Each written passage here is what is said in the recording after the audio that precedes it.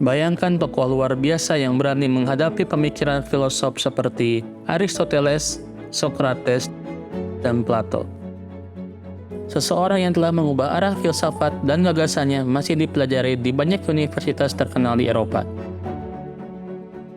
Hujjat al-Islam, sang pembela Islam, Abu Hamid Muhammad Al-Ghazali, merupakan sosok yang menandai era penting dalam sejarah. Menariknya, perampok yang pernah menjara Al-Ghazali menginspirasi dia untuk memperoleh pengetahuan yang bermakna. Apa yang membuat Al-Ghazali istimewa? Kala itu dunia Islam sedang dalam kondisi terpuruk, dengan penganut Batiniyah yang merusak umat Islam dan menggabungkan seluruh kekuatan untuk menyerang Kekhalifahan Abbasiyah, benteng terakhir Islam. Namun kejadian tak terduga terjadi ketika suku-suku di Turki mulai menganut Islam, dan Kekaisaran Seljuk berhasil mengalahkan kaum Batiniyah. Pada saat yang sama, penganut Fatimiyah mulai menyesatkan umat muslim secara diam-diam.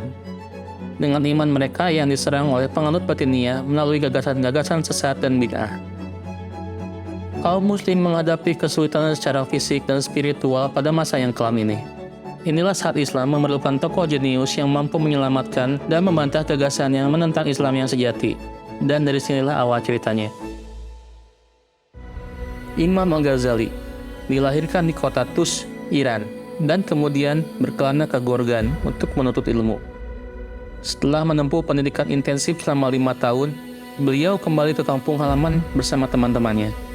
Namun di tengah perjalanan, mereka dihadang oleh sekelompok bandit yang mencuri semua harta mereka, termasuk ilmu yang diperoleh selama 5 tahun. Imam Al-Ghazali khawatir kehilangan ilmunya dan meminta pimpinan bandit mengembalikan buku yang berisi pengetahuannya. Sebelum mengembalikan buku tersebut, bandit itu menasihati Imam Ghazali untuk belajar dengan hati, bukan dengan buku. Imam Ghazali menganggap peringatan ini berasal dari Allah. Selama 3 tahun berikutnya, beliau menghafal seluruh isi buku dan tidak lagi bergantung pada buku atau catatan. Kemudian beliau kembali berkelana ke Naisabur dan belajar dengan Imam Haramain Al-Juwaini, seorang cendekiawan terkemuka dalam ilmu kalam. Imam Al-Ghazali mendalami berbagai ilmu seperti ilmu fikih syafi'i, ilmu akidah, ilmu logika, ilmu kebijaksanaan, dan ilmu filsafat. Beliau menjadi pahlawan muslim dan dipuji gurunya sebagai lautan tak berdasar. Saat Imam Al-Ghazali menulis kitab fikih Islam berjudul Al-Manhul, gurunya memujinya dengan mengatakan, "Kau menguburku hidup-hidup, tak bisakah menunggu sampai aku mati?" Imam Al-Ghazali dikenal memiliki kecerdasan dan ingatan yang luar biasa. Nizam, seorang wazir hebat, mengakui kecerdasan Imam Al-Ghazali dan menganggapnya ideal untuk membela Islam Sunni serta menyangga ideologi Batiniyah yang mengancam Islam. Karena pengaruh Batiniyah tidak dapat diatasi dengan kekuatan militer, Nizam percaya bahwa cara untuk mengatasinya adalah dengan mematahkan ajaran-ajaran mereka. Pada zaman tersebut, Batiniyah dan pemimpinnya Hasan al-Sabbah menyebabkan kekerasan di kalangan umat muslim.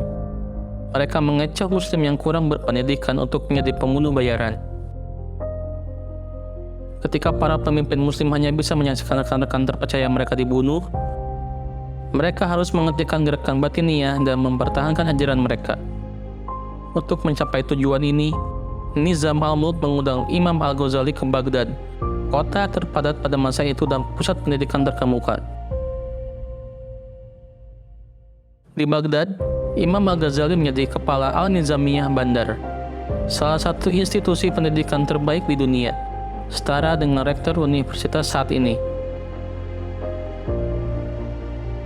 Ia mengajar sekitar 300 murid, mempelajari bahasa Yunani, mengajarkan filsafat, dan menganalisis ideologi Batiniyah. Setelah penelitian yang panjang, ia menemukan kekurangan dalam pemikiran filsuf seperti Aristoteles, Socrates, dan Plato. Al-Ghazali juga menemukan bahwa beberapa filsuf menggunakan filsafat Yunani untuk merusak keyakinan dalam Islam. Melihat upaya orang-orang dalam mengubah esensi Islam, ia berjuang melawan mereka. Sang imam menyadari bahwa para penganut Batiniyah yang mencampurkan ajaran mereka dengan ilmu filsafat dan logika sejatinya mempengaruhi keyakinan yang mereka anut. Kamu mungkin bertanya, bagaimana dia bisa melakukan semuanya sendiri? Inilah mengapa Imam Ghazali merupakan sosok yang luar biasa. Setelah studi dan analisis mendalam, Imam Al-Ghazali merancang rencana. Dia menulis buku yang berjudul Maqasid al-Falasifah, yang menjelaskan tujuan ilmu filsafat secara rinci dan memuji filsafat itu sendiri. Hal ini membuat lebih dikenal dan diterima oleh para filsuf. Mereka mengakui kecerdasan Imam Al-Ghazali dalam menguraikan ilmu filsafat secara akurat dan terperinci, dan menganggapnya sebagai filsuf yang cakap.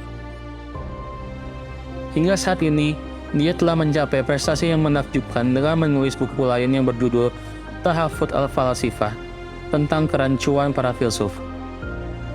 Beliau membantah beberapa sekolah filsafat dan filsufnya dengan menunjukkan bukti logis dan masuk akal dalam kitab tersebut. Beliau mengungkapkan bahwa pendapat para filsuf tidak didasari penelitian ilmiah melainkan asumsi, sehingga hasilnya tidak dapat dianggap sebagai kesepakatan. Kritik ini menggambarkan bahwa pandangan filsuf-filsuf saat itu bersifat pribadi, bukan kebenaran mutlak. Imam Al-Ghazali dikenal karena menentang filsafat dengan menggunakan metode filosofis itu sendiri, bertujuan menunjukkan bahwa dalam hal agama dan metafisika, hanya agama yang berwenang menyatakan kebenaran mutlak, bukan filsafat.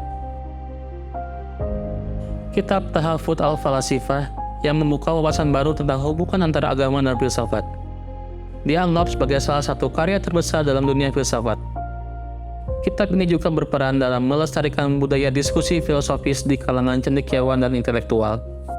Ketika Imam Al-Ghazali berjuang dalam persoalan hakikat, Hasan al-Sabbah, pemimpin aliran Batiniyah saat itu, mengklaim dirinya sebagai individu yang paling sempurna, suci, dan benar di dunia, dengan menyebut dirinya sebagai imam suci. Argumen pemahaman Batiniyah mengenai hakikat dan imam suci serta metode yang digunakan untuk memperolehnya ditentang secara terbuka oleh Imam Al-Ghazali dalam bukunya yang berjudul Fada'i al-Batiniyah yang membahas keburukan ajaran Batiniyah. Imam Al-Ghazali mengklarifikasi ajaran-ajaran Islam dengan menghilangkan kepercayaan kepada tahayul dan bid'ah yang berasal dari pengaruh kelompok-kelompok tertentu di luar Islam Sunni dan ilmu filsafat Yunani. Imam Al-Ghazali mengklarifikasi ajaran-ajaran Islam dengan menghilangkan kepercayaan kepada tahayul dan bid'ah yang berasal dari pengaruh kelompok-kelompok tertentu di luar Islam Sunni dan ilmu filsafat Yunani. Setelah itu, umat Islam menyadari perlunya persatuan dan mengikuti Al-Quran dan Sunnah. Imam Al-Ghazali menulis buku berjudul Ihya Ulumuddin yang bertujuan untuk membangun kembali negara Muslim. Buku ini berisi informasi dan aspek penting dalam Islam yang dibutuhkan pada waktu itu. Syekh Abu Muhammad Al-Faziruni mengomentari karya Imam Al-Ghazali dengan mengatakan, jika semua ilmu pengetahuan hilang dari bumi, mereka dipulihkan kembali melalui Ihya, dan ia memuji Imam Al-Ghazali berserta karyanya. Di tengah ancaman yang berusaha menghancurkan Islam, baik secara fisik maupun spiritual, Imam Al-Ghazali berhasil memulihkan keimanan umat Islam yang sejati selama 53 tahun hidupnya.